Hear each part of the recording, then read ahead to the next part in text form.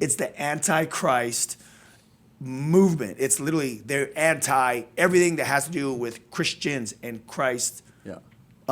biblical stuff. No, and this is something that we talked about at Golden Springs, like with your dad too. Like we always had that balance, because we understand like different sides. And we talked about this before, Jesse. It's not so much of being in politics. It's standing for truth.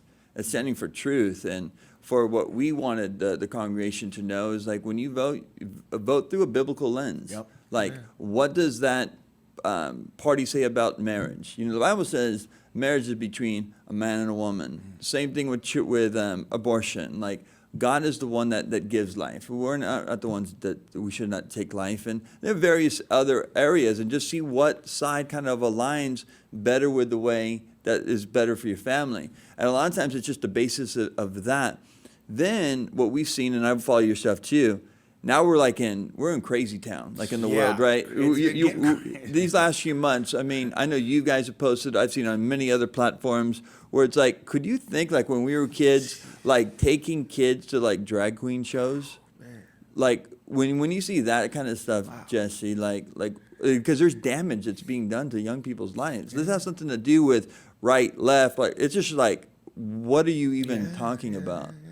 Why is things getting so bad? It's just because it's the last days, you know what I mean? But see, that's what I'm saying. That's what we need to focus on. Because see, I always say I'm not a Republican or a Democrat. I'm a Biblican.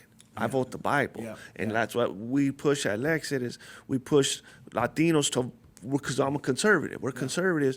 Vote the Bible. Vote your godly moral values. We don't say vote this party or whatever. We just say vote the Bible. Focus on the Bible. You know what I mean? Because that's why. Because see, they try to the fake media and all them. They want to be like, look, racism or whatever else nonsense.